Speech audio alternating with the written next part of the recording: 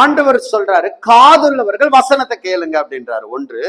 இரண்டாவது படி என்னன்னா, பரிசுத்த ஆவியானவர் சபைக்கு பேசுகிறத காதுள்ளவர்கள் கேட்கணும்ன்றாரு. ஏன் கேட்கணும்?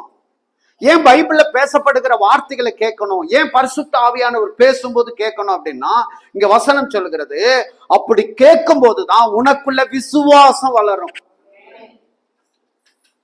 விசுவாசம் இல்லாம ஒருத்தர் இருக்கிறாங்கன்னா என்ன அர்த்தம்னா, அவங்க கர்த்தருடைய வசனத்தை கேட்க மனசு இல்ல குறைவா இருக்கு, விசுவாசம் குறைவா இருக்கு. சீஷர்கள் ஆண்டவரை பார்த்து கேட்கிறாங்க, ஆண்டவரே எங்களுக்குள்ள இருக்கிற விசுவாசத்தை அதிகரிக்கிறதுக்கு எங்களுக்கு உதவி செய்யுங்க. ஜெபம் பண்ணாங்களா இல்லையா? ஹலோ, கேட்டாங்களா இல்லையா?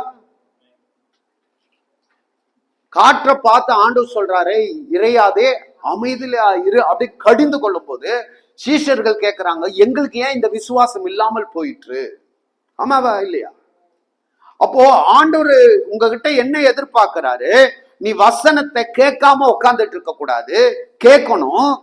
ரெண்டாவது, ஆவியானவருக்கு நம்ம கனம் கொடுக்கணும். ஆவியானவரை அசட்டை பண்ணக்கூடாது. பைபிள்ல போட்டிருக்கு, ஆவியானவரை துக்கப்படுத்தாதிருங்கள். எப்படி துக்கப்படுத்துறோம்? திருச்சபையில கர்த்தர் பேசும்போது நாம ஒரு ஒப்பு கொடுத்தவர்களாய் இருக்கும்போது ஆவியானவரை துக்கப்படுத்தாம ஆராதிக்கிறோம். ஆமே. அந்த ஆராதனையில ஆண்டவரை டிஸ்டர்ப் பண்ணக்கூடாது, மற்றவங்களை டிஸ்டர்ப் பண்ணக்கூடாது. நாம ஒரே சிந்தையாய் கர்த்தருக்கு பயந்து அமர்ந்திருக்க வேண்டும். அல்லேலூயா.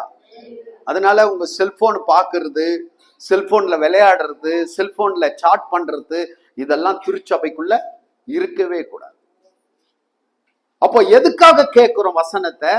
அந்த வசனத்தை நான் எந்த அளவுக்கு கேட்கிறேனோ எனக்குள்ள இருக்கிற விசுவாசம் பெருகிக்கிட்டே இருக்கும். அல்லேலூயா.